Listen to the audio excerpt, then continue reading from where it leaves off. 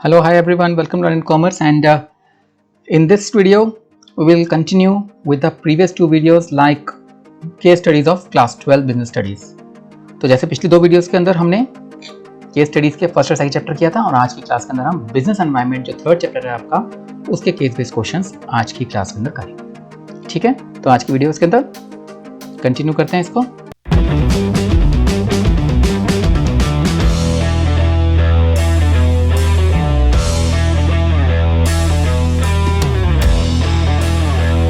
तो ये business environment का आपका चैप्टर 3 जो बिजनेस स्टडीज का है उसके अंदर केस बेस्ड क्वेश्चंस किस तरीके से बन सकते हैं, क्योंकि आपको पता है यहाँ पर आपके पास बहुत सारे एनवायरनमेंट के जो डायमेंशंस हैं, टेक्नोलॉजिकल, लीगल, पॉलिटिकल, सोशल, इन सब एनवायरनमेंट के ऊपर जो आपके क्वेश्चंस बनते हैं वो हम यहाँ पर आज करने वाले हैं।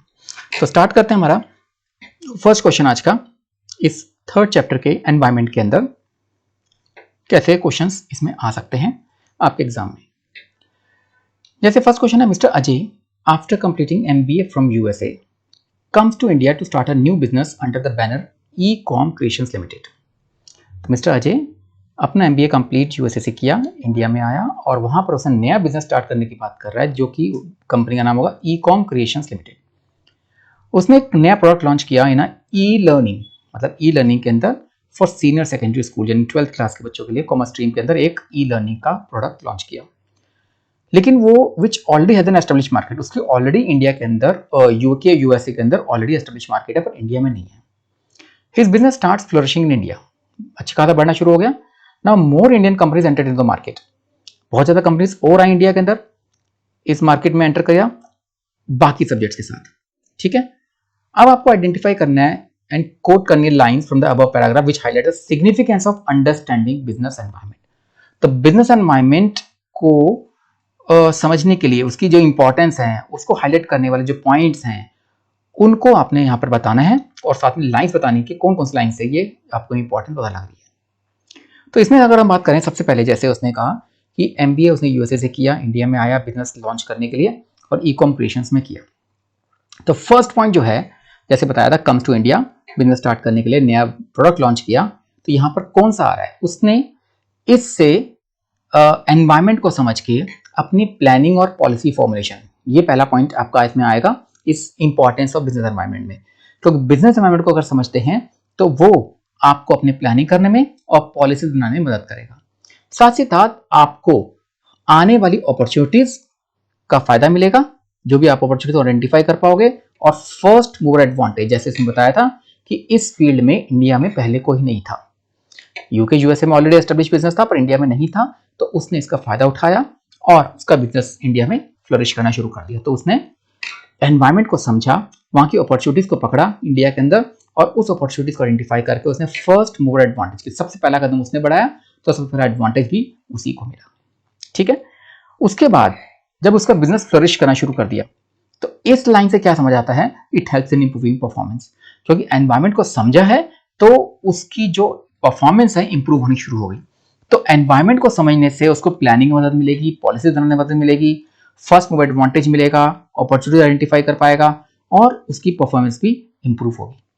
साथ ही साथ नाउ मोर इंडियन कंपनीज अब इंडिया में कर चुकी हैं अलग सब्जेक्ट के साथ। इसका मतलब है इससे उसको खतरे में नजर आएंगे। तो इससे एक जो पॉइंट समझ आता है इंपॉर्टेंस ऑफ बिजनेस एनवायरनमेंट का, it helps to firm to identify threats and early warning signals, कि अगर उसको लग रहा है कि इस मार्केट में और फर्म्स भी आ रही हैं और कंपनीज भी आ रही हैं तो उसको खतरा भी महसूस हो रहा है, उसको सिग्नल्स, वार्निंग सिग्नल नजर आने शुरू हो चुके हैं। तो साफ नजर आ रहा है कि इस पूरे पैराग्राफ के अंदर 4 इंपॉर्टेंस के पॉइंट नजर आए। एनवायरनमेंट को समझने से उसको प्लानिंग और पॉलिसी बनाने में मदद मिली, उसको अपॉर्चुनिटीज आइडेंटिफाई करने में मदद मिली जिससे उसने फर्स्ट मूवर एडवांटेज उठाया, उससे उसको जब नई कंपनीज आई तो उसको थ्रेट भी आइडेंटिफाई हुए, अर्ली वार्निंग सिग्नल्स मिले और साथ साथ उसके जो बिजनेस फ्लरिश किया तो उससे उसकी परफॉर्मेंस में भी इंप्रूवमेंट में फायदा मिला। तो ये सब बिजनेस एनवायरनमेंट की इंपॉर्टेंस के कुछ पॉइंट्स थे। सेकंड क्वेश्चन हम पढ़ते हैं इसमें, the court passed an order that all schools must have water purifier for the school children as society in general is more concern about quality of life. Court ने order pass किया कि सभी schools में अब एक water purifier होना जरूरी है स्कूल चिल्ड्रन के लिए, क्योंकि सोसाइटी जो है क्वालिटी ऑफ लाइफ की तरफ ज्यादा चिंतित हो चुकी है। Innovative techniques are being developed to manufacture water purifiers, और नई नई टेक्निक्स, इनोवेटिव टेक्निक्स सामने आ चुकी हैं इस वाटर प्यूरिफायर को मैन्युफैक्चर करने को भी अच्छे रेट्स पर। Income rising and children at home are also drinking, और लोगों की जब इनकम बढ़ रही है तो बच्चे भी घर पे प्यूरिफाइड वाटर ही पी रहे हैं। और गवर्नमेंट भी एक पॉजिटिव एटीट्यूड शो कर रही है इस वाटर प्यूरिफाइड बिजनेस के अंदर। ये 3-4 जो चीजें लिखी हुई हैं इनको पकड़ के आपको आइडेंटिफाई करनी है डिफरेंट डायमेंशंस कि बिजनेस एनवायरनमेंट की कौन कौन से डायमेंशंस यहां पर बताई गई हैं, और आपको साथ में उस डिटेल्स के साथ उस लाइंस भी कोट करनी है। ठीक है, अब इसमें सबसे पहले अगर बात करें इस एनवायरनमेंट के डायमेंशंस में से, कोर्ट ने एक ऑर्डर पास किया कि वाटर प्यूरिफायर हर स्कूल में होना चाहिए। तो ये कौन सा हो गया? ये एक लीगल एनवायरनमेंट हो गया। ठीक है, इनोवेटिव टेक्निक्स डेवलप की गई वाटर प्यूरिफायर को मैन्युफैक्चर करने में। तो कौन सा एनवायरनमेंट आ गया इसके अंदर? इसमें टेक्नोलॉजिकल एनवायरनमेंट आ गया। फिर लोगों की इनकम बढ़ रही है, बच्चे भी घर पर प्यूरिफाइड वाटर पी रहे हैं, तो ये एक सोशल एनवायरनमेंट का पार्ट बन गया। और गवर्नमेंट एक पॉजिटिव एटीट्यूड शो कर रही है वाटर प्यूरिफायर बिजनेस में। तो ये कौन सा एनवायरनमेंट बन गया? ये एक आपका इकोनॉमिक एनवायरनमेंट या पॉलिटिकल एनवायरनमेंट भी बन सकता है। तो पहला लीगल एनवायरनमेंट पॉइंट हो गया। ठीक है, इसमें तो बताया इनकम, ये लीगल हो गया, टेक्नोलॉजिकल होगा, सोशल हो गया, और ये इसमें आप पॉलिटिकल एनवायरनमेंट भी कह सकते हो। तो ये 4 एनवायरनमेंट इसके नजर आ रहे हैं। इसमें इकोनॉमिक एनवायरनमेंट नहीं है, लेकिन पॉलिटिकल एनवायरनमेंट इसके अंदर नजर आ रहा है। ठीक है ना, तो जो ऑर्डर पास किया है तो वो लीगली हो गया, लीगल एनवायरनमेंट हो गया। टेक्निक्स, इनोवेटिव टेक्निक्स आ गई हैं तो वो टेक्नोलॉजिकल एनवायरनमेंट के अंदर आ जाएगा। लोगों की इनकम बढ़ रही है, अच्छा यहां पर आ जाएगा आपका जो लोग पी रहे हैं प्यूरिफाइड वाटर, तो वो यहां पर हमारा इस वाली लाइन में इकोनॉमिक एनवायरनमेंट का पार्ट भी आ जाएगा। लोगों की इनकम बढ़ रही है और बच्चे जो घर पे प्यूरिफाइड वाटर पी रहे हैं तो वो सोशल एनवायरनमेंट का पार्ट आ जाएगा, ये वाला। और ये वाला आपका इकोनॉमिक एनवायरनमेंट में आ जाएगा, और ये नीचे वाली जो लाइन है आपकी ये पॉलिटिकल एनवायरनमेंट में आ जाएगी। तो इस तरीके से ये 5 टाइप के एनवायरनमेंट इस पैराग्राफ में नजर आ रहे हैं और आपको ये ढूंढ के बताने हैं लाइंस के साथ। ओके, चलो एक थर्ड क्वेश्चन और करते हैं। जीरो डिफेक्ट जीरो इफेक्ट, ये ZED एक स्लोगन है जो गवर्नमेंट ऑफ इंडिया ने दिया with reference to make in India. जब गवर्नमेंट ने मेक इंडिया प्रोग्राम लॉन्च किया तो वहां गवर्नमेंट ने एक स्लोगन लॉन्च किया, जीरो डिफेक्ट जीरो इफेक्ट। ये स्लोगन है, it reflects the efficiency of production process, कि आपके प्रोडक्शन प्रोसेस में एक एफिशिएंसी आनी चाहिए। That is the products have no defects, आपके प्रोडक्ट्स में डिफेक्ट नहीं होने चाहिए। And the process through which the product is made, और जिस प्रोसेस से ये प्रोडक्ट बनाया गया है उसका एनवायरमेंट पर कोई नेगेटिव असर नहीं पड़ना चाहिए। Zero adverse environment and ecological effects, यानी एनवायरमेंट पर और इकोलॉजी पर इसका कोई नेगेटिव इफेक्ट नहीं पड़ना चाहिए। तो जीरो डिफेक्ट यानी प्रोडक्ट में डिफेक्ट नहीं होना चाहिए, और जीरो इफेक्ट मींस उसका एनवायरमेंट पर इकोलॉजी पर कोई नेगेटिव इफेक्ट नहीं पड़ना चाहिए। जो Z मॉडल है, zero defect zero effect, this model aims to make India the manufacturing hub of the world. इससे इसका मकसद है कि इंडिया को एक वर्ल्ड का मैन्युफैक्चरिंग हब बना दिया जाए and prevent the products developed in India from being rejected by the global market. और जितनी बढ़िया क्वालिटी बन जाएगी तो इंडिया के बने हुए प्रोडक्ट्स को अब ग्लोबल मार्केट में रिजेक्शन नहीं मिलेगी, रिजेक्ट नहीं होंगे। Moreover, before the initiative was launched, इस इनिशिएटिव को स्टार्ट करने से पहले the limits of foreign direct investment in various sectors has been relaxed। तो इस इनिशिएटिव से पहले FDI की लिमिट्स को भी रिलैक्स कर दिया गया, इजी कर दिया गया। The application for licenses was made available online। Licences लेने के लिए आपको वहां जाना नहीं पड़ेगा, ऑनलाइन एप्लीकेशंस के थ्रू आप लाइसेंस ले सकते हो, और लाइसेंस की वैलिडिटी को भी 3 साल तक बढ़ा दिया गया। और भी बाकी नॉर्म्स एंड प्रोसीजर्स भी गवर्नमेंट ने रिलैक्स किए। अब इस पूरे पैराग्राफ से आपको आइडेंटिफाई करने हैं major component of new economic policy of 1991। जो 1991 की पॉलिसी के मेजर कंपोनेंट्स हैं वो आपको आइडेंटिफाई करने हैं, आपको लाइंस साथ में कोट करके बतानी है। बताओ इसके अंदर आपके अगर न्यू इकोनॉमिक पॉलिसी की बात आती है तो इसमें कई सारी चीजें आ रही हैं। तो मुझे लग रहा है कि इसके अंदर अगर आपसे वाले बात करेंगे तो आपका ये जो लाइन आ रही है नीचे,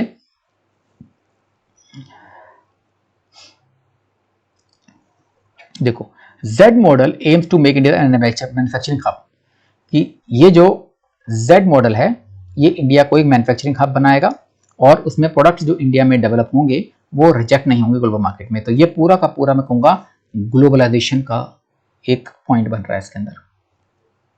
तो इंडियन मार्केट को ग्लोबलाइजेशन की तरफ ले जाने के लिए एक एक कदम आ गया। उसके बाद ये जो था एप्लीकेशन फॉर लाइसेंसेस, लाइसेंसेस के लिए जो एप्लीकेशन दी गई थी ऑनलाइन कर दी गई और वैलिडिटी लाइसेंस 3 इयर्स के लिए बढ़ा दी गई। तो ये आपके लिए कह सकते हैं लिबरलाइजेशन किया गया। अब प्राइवेटाइजेशन तो इसके अंदर नहीं है, लेकिन ये दो कंपोनेंट मुझे नजर आ रहे हैं इसके अंदर। तो देखो जो न्यू गवर्नमेंट पॉलिसी के मेजर कंपोनेंट्स हैं उसमें एक लिबरलाइजेशन है। लिबरलाइजेशन का मतलब क्या होता है कि जो रिफॉर्म्स हैं, ऐसे रिफॉर्म्स जिसमें कि लाइसेंस को परमिट देने का मतलब जो लाइसेंस देने का जो प्रोसेस था वो आसान कर दिया गया। अब लाइसेंस लेने के लिए अब आपको चक्कर नहीं लगाने पड़ते, ऑनलाइन कर दिया गया। तो इंडियन बिजनेस को लिबरलाइज करना, आजाद करना, किससे? जो गवर्नमेंट की रेस्ट्रिक्शंस हैं, गवर्नमेंट के कंट्रोल्स हैं, वहां से हटाना। बेकार के जो कंट्रोल्स और रेस्ट्रिक्शंस लगा रखी थी उनको हटा देना ही लिबरलाइजेशन कहलाता है। तो ये कहां था, ये मैं पढ़ा था पूरा कि इस इनिशिएटिव लॉन्च करने से पहले जो एफडीआई को हटा दिया गया, एफडीआई को रिलैक्स कर दिया गया, लाइसेंसेस को ऑनलाइन कर दिया गया, लाइसेंस की लिमिट 3 साल तक बढ़ा दी गई, ये सब चीजें लिबरलाइजेशन के अंदर की गई। और दूसरा ग्लोबलाइजेशन का इफेक्ट आया था जिसमें बताया गया था जेड मॉडल जो है, जिसमें इंडिया को मैन्युफैक्चरिंग हब बनाने की बात की जा रही थी और इंडिया के प्रोडक्ट्स बाहर ग्लोबल मार्केट में रिजेक्ट भी नहीं होंगे। लाइन तो ये वाली थी।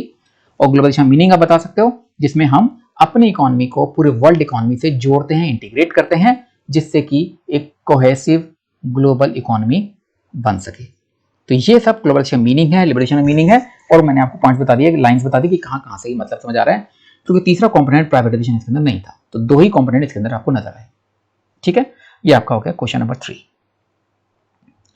आगे चलते हैं। क्वेश्चन नंबर 4 1 मार्क का क्वेश्चन है। तो it is interesting to know that the menu items of multinational food chains are customised to suit the general palates of local people in the region. ठीक है ना, जो एमएनसी जो food chains हैं हमारे इंडिया के अंदर, वो इस तरीके से बनाया जा रहा है, उनका मेन्यू इस तरीके से बनाया जा रहा है कि वो हमारे लोकल पीपल के हिसाब से उनके खाने में जो हम देते हैं, जो वो खाना खाते हैं, उसके हिसाब से कस्टमाइज्ड मेन्यू बनाया जा रहा है। व्हेन मैकडोनल्ड ने अपना बिजनेस स्टार्ट किया था 1996 में, तो company went through a complete localisation strategy. तो पूरा का पूरा जिस भी एरिया के अंदर वो कर रही है, उसी एरिया के हिसाब से ही अपने खाने उन्होंने देने शुरू किए। तो मैकडोनल्ड ने अपना प्रोडक्ट मेन्यू चेंज कर दिया और उसके अंदर वेजिटेबल बर्गर देना शुरू किया लार्ज वेजिटेरियन पॉपुलेशन को। उन्होंने it also altered store design, अपना स्टोर का डिजाइन चेंज किया and even reduce the product prices by close to 15%। तो प्राइस 15% कम कर दिया। साथ में मैकालू टिक्की बर्गर जो कहीं भी अवेलेबल नहीं है पूरे वर्ल्ड में, वो इंडियन आउटलेट्स में इंट्रोड्यूस किया गया।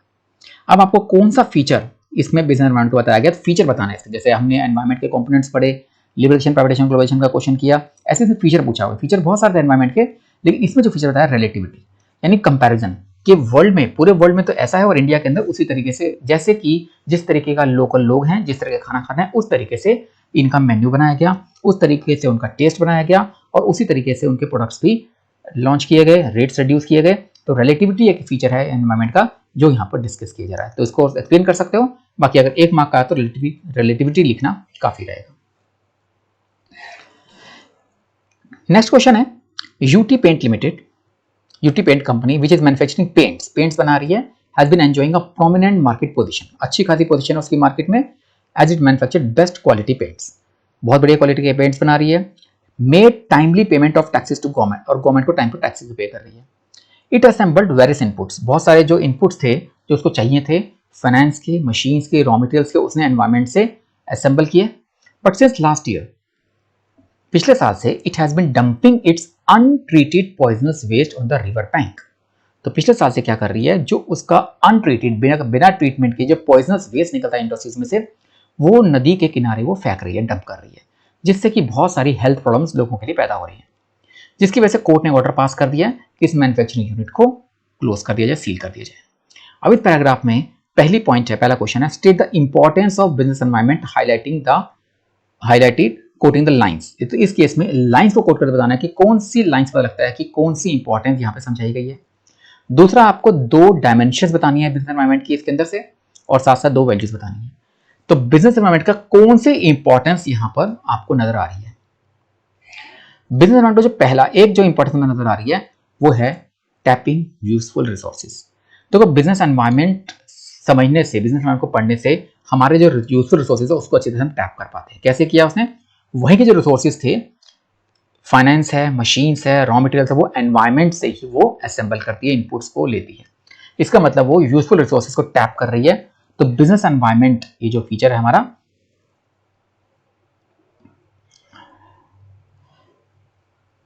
ये वाला, it assembled various inputs like finance, machines, raw materials etcetera from environment.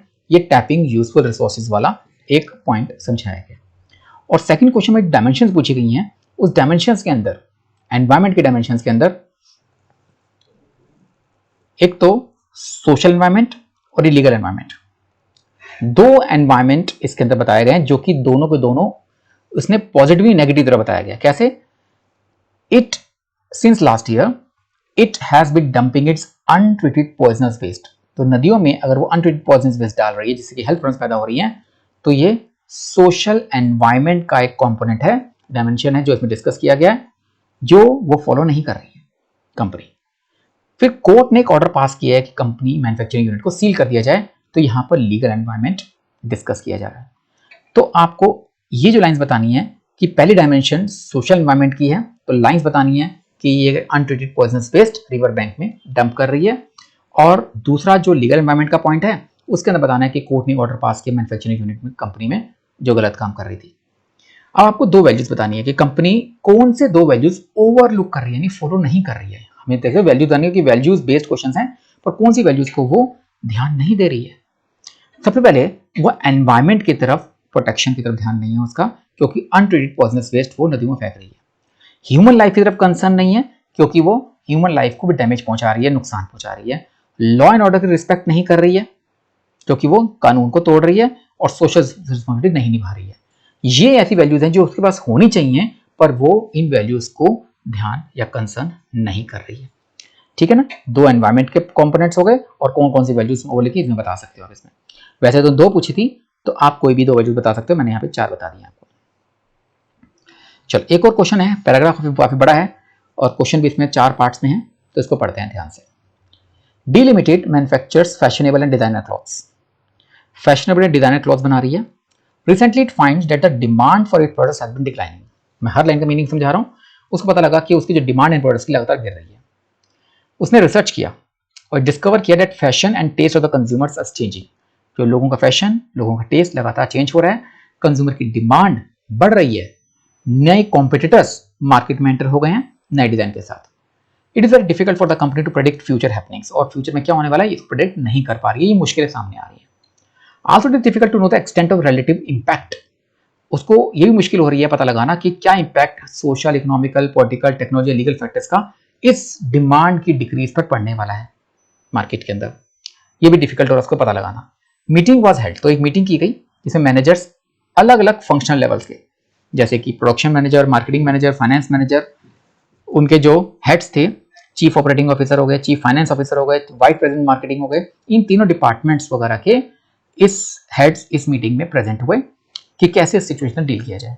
After long discussion ये डिस्कस किया गया, डिसाइड किया गया that they would study and analyse the market. पहले तो मार्केट को एनालाइज करेंगे ताकि कस्टमर का टेस्ट और फैशन पता लग सके, और फिर मैन्युफैक्चर करेंगे गारमेंट्स उनके अकॉर्डिंगली।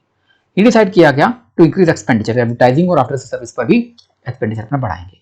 तो ये सॉल्यूशंस उन्होंने निकाले। अब आपको पहला क्वेश्चन है, आइडेंटिफाई टू फीचर्स। एनवायरनमेंट के दो फीचर्स बतानी है, लाइंस कोट करते हुए। किस लेवल के मैनेजमेंट की मीटिंग हुई थी इस डी लिमिटेड कंपनी में, और दो इंपैक्ट बताने हैं गवर्नमेंट पॉलिसी चेंजेस के बिजनेस के ऊपर। ठीक है? और चौथा क्वेश्चन पढ़ते हैं, पहले एक एक करके करते हैं। दो फीचर्स एनवायरनमेंट के समझाने हैं इसके अंदर, फीचर्स ऑफ एनवायरनमेंट। देखो फर्स्ट का आंसर आपका है कि ये एनवायरनमेंट जो है डायनेमिक नेचर का है। कैसे पता लगा? यहां से कि फैशन, ये रिसर्च का पता लगा था।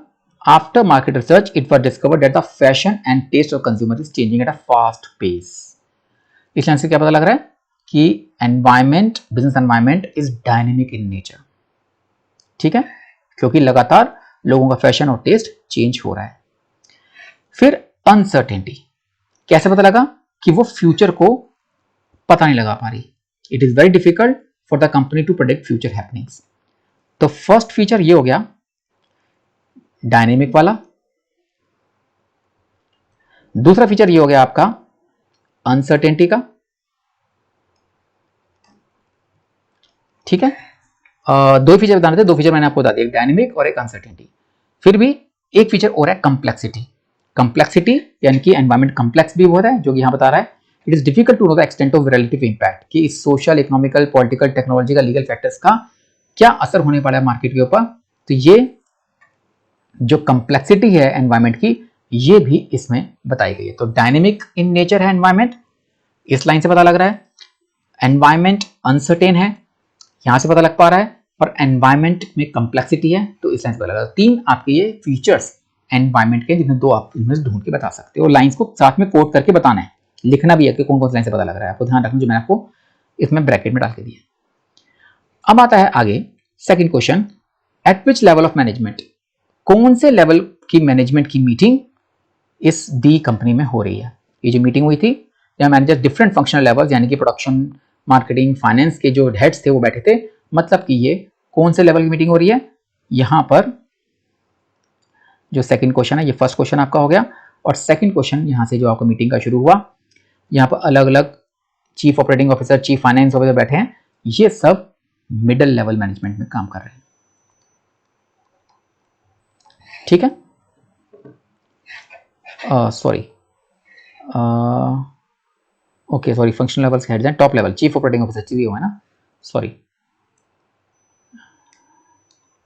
ये टॉप लेवल के हैं, मिडिल लेवल के नहीं है, वो मैनेजर्स नहीं है, ये ऑफिसर्स हैं, chief operating officer, chief finance officer. तो ये टॉप लेवल के फंक्शनल लेवल्स के हेड्स बैठे हैं। ठीक है, तो ये टॉप लेवल मैनेजमेंट के लोग बैठे हैं।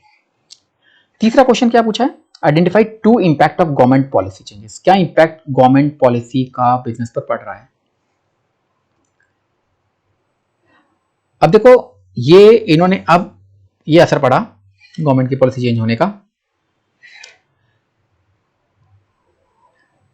कंपटीशन बढ़ा, कस्टमर्स डिमांड है और मार्केट ओरिएंटेशन है। तीन चीजें पता लग रही हैं। न्यू कॉम्पिटिटर्स, लाइन देखी थी, न्यू कॉम्पिटिटर्स मार्केट में एंटर हो रहे नए डिजाइन के साथ, लिखा हुआ था ये, ठीक है ना। New customers, new competitors have entered the market in new designs. Customer की डिमांड बढ़ रही है, कस्टमर्स की डिमांड बढ़ रही है, कस्टमर्स नए नए कॉम्पिटिटर्स मार्केट में एंटर हो गए हैं। ये दो जो लाइन लिखी हैं, ये बताता है कि कंपटीशन इंक्रीज हो रहा है और कस्टमर डिमांडिंग हो चुके हैं। और फिर लास्ट में मार्केट ओरिएंटेशन जो लिखी हुई है, इट वाज डिसाइडेड, जो लाइन में लिखा था कि वो पहले मार्केट में जाएंगे, मार्केट को स्टडी करेंगे, कस्टमर्स का टेस्ट एंड फैशन को पहचानेंगे और फिर गारमेंट्स को अकॉर्डिंगली बनाएंगे और फिर ये एडवर्टाइजिंग आफ्टर सर्विस पर भी काम करेंगे। लास्ट पैराग्राफ, लास्ट लाइन की थी। तो ये मार्केट ओरिएंटेशन है। तो गवर्नमेंट पॉलिसी चेंजेस का बिजनेस पर क्या असर पड़ता है। कस्टमर्स डिमांडिंग हो जाते हैं, कंपटीशन टफ हो जाता है, ठीक है, बढ़ जाता है और मार्केट में ओरिएंटेशन आपको करनी पड़ती है। ये सब गवर्नमेंट पॉलिसी का जो चेंजेस आते हैं वो बिजनेस पर पड़ता है। फोर्थ पार्ट पूछा है, state the importance of understanding, कि इस एनवायरमेंट को जो समझने की जरूरत है उसकी इंपॉर्टेंस बतानी है इस पैराग्राफ के अंदर। क्या मतलब इंपॉर्टेंस, एनवायरमेंट को समझने की जरूरत क्यों है बिजनेस मैनेजर्स द्वारा। इस पैराग्राफ में क्या समझ आया, यहां पे समझ आया कि जो चेंजेस होते हैं मार्केट के अंदर, उससे अपने आप को हम ढाल पाते हैं, उसमें अपने आप को हम कोप अप कर पाते हैं। तो एनवायरमेंट जो है हमें आसपास होने वाले चेंजेस में अपने आप को ढालने में मदद करता है। तो ये हो गया आपका फोर्थ पार्ट। नेक्स्ट क्वेश्चन एक और करते हैं। Postage stamps have been unveiled to commemorate 140 years of existence of the country's first stock exchange, the Bombay Stock Exchange. तो बॉम्बे स्टॉक एक्सचेंज जो पहला कंट्री का स्टॉक एक्सचेंज था, उसके 140 ईयर्स पूरा होने पर पोस्टेज स्टैम्प्स को निकाला गया। बीएसई यानी बॉम्बे स्टॉक एक्सचेंज की सेटिंग थी, वो सबसे बड़ा रेवोल्यूशन था जो इस फाइनेंशियल मार्केट में हुआ इंडिया के अंदर, क्योंकि ये देश की इकोनॉमिक ग्रोथ का एक सबसे बड़ा ड्राइवर था। This is due to the fact that there exist a strong correlation, जो ये भी देखा गया, इसलिए भी किया जो इकोनॉमिक ग्रोथ और देश के अंदर जो कैपिटल बढ़ती है, जो कैपिटल फॉर्मेशन होती है, उसमें एक डायरेक्ट कोरिलेशन होता है। तो इस कंटेक्स्ट से आपको बताना है, आइडेंटिफाई द डायमेंशन, कौन सा बिजनेस एनवायरनमेंट का डायमेंशन यहां पर रेफर किया जा रहा है, और तीन फैक्टर्स बताने हैं जो इस बिजनेस एनवायरनमेंट को मतलब affected the dimension business environment of the identify the part A. तो इस ए पार्ट में आप डायमेंशन कर रहे हो, उसमें कौन से तीन फैक्टर्स इफेक्ट करते हैं इस चीज को। तो बताओ इसमें से कौन सा एनवायरनमेंट है, पॉलिटिकल, लीगल, सोशल, टेक्नोलॉजिकल या इकोनॉमिक, कौन सा एनवायरनमेंट इसमें बताया गया। इसके अंदर हम देखेंगे तो इकोनॉमिक ग्रोथ की बात की जा रही है, ठीक है ना। तो इकोनॉमिक एनवायरनमेंट इकोनॉमिक ग्रोथ की बात की जा रही है, इकोनॉमिक डेवलपमेंट की बात की जा रही है, कैपिटल अकोमोडेशन की बात की जा रही है, पूरी तरीके से इकोनॉमिक एनवायरनमेंट को यहाँ पर डिस्कस किया जा रहा है। ठीक है ना, इकोनॉमिक एनवायरनमेंट ही ऐसी डायमेंशन है जो यहाँ पर रेफर की जा रही है। और जो 3 फैक्टर्स इस इकोनॉमिक एनवायरनमेंट को असर करते हैं वो होती है, अपनी तरफ से बताना है जो इस पैराग्राफ में नहीं है, स्टेज ऑफ इकोनॉमिक डेवलपमेंट, कि हमारी कंट्री जो कौन सी डेवलपमेंट की कौन सी स्टेज पे खड़ी है, हमारे देश का स्ट्रक्चर कैसा है, यानी मिक्स्ड इकोनॉमी जैसे हमारे देश के अंदर उसका स्ट्रक्चर बताना, जैसे पब्लिक प्राइवेट सेक्टर मिलकर काम कर रहे हैं, और प्लानिंग यानी 5 ईयर प्लान्स वगैरह, या हमारे पास जो पॉलिसी चल रही है, नीति आयोग चल रहा है, एनुअल बजट बनाते हैं, ये सब चीजें हमारे इकोनॉमिक एनवायरनमेंट को अफेक्ट करते हैं। यानी इकोनॉमिक एनवायरनमेंट को जो हमारा पहला पार्ट में पूछा, अगर आप पहला पार्ट ही गलत बता देते हो कि इकोनॉमिक की जगह आप इसमें पॉलिटिकल लिख देते हो, तो पॉलिटिकल एनवायरनमेंट के पॉइंट्स लिख दोगे नीचे, तो पूरा क्वेश्चन गलत हो जाएगा। तो पहले पहचानना है कि इकोनॉमिक एनवायरनमेंट को इसमें रेफर किया जा रहा है, और फिर इकोनॉमिक एनवायरनमेंट को अफेक्ट करने वाले 3 फैक्टर्स आपको यहाँ बताने हैं कि हमारे देश की डेवलपमेंट स्टेज क्या है, हमारा स्ट्रक्चर कैसा है, और हमारी प्लानिंग यानी 5 ईयर प्लान, नीति आयोग या एनुअल बजट से बनाते हैं, वो सब आपको इसमें बताना है। ठीक है, तो ये हमारे पास ये एनवायरनमेंट से जुड़े हुए जो आज हमने डायमेंशंस के क्वेश्चन पढ़े, हमने रिफॉर्म्स के क्वेश्चन देखे। ठीक है ना, ये कुछ हमारे पास एनवायरनमेंट के डायमेंशंस के हो गए, रिफॉर्म्स के हो गए, impact of policy market changes, government policy changes के हो गए। तो इस तरह के डिफरेंट टाइप के क्वेश्चंस आज हमने इस क्लास के अंदर एनवायरनमेंट से जुड़े हुए क्वेश्चन करे। तो हमारे पास nature and significance of management, principles of management और एनवायरनमेंट से जुड़े हुए जो 3 चैप्टर थे, उसके केस स्टडीज हमने इंपॉर्टेंट केस स्टडीज को हमने यहाँ पे खत्म किया। तो काफी कुछ समझ आ गया होगा, और आने वाली क्लासेस के अंदर, आने वाली वीडियोस के अंदर मैं आपको और केस स्टडीज जिन्हें प्लानिंग और स्टाफिंग और साथ साथ आगे जो नेक्स्ट पार्ट में मार्केटिंग और फाइनेंशियल के ऊपर हैं, उसकी भी अच्छी केस स्टडीज आपके सामने लेके आने वाला हूँ। तो B ready, be healthy, and be connected with Learn and Commerce. And thank you once again. Goodbye and be connected.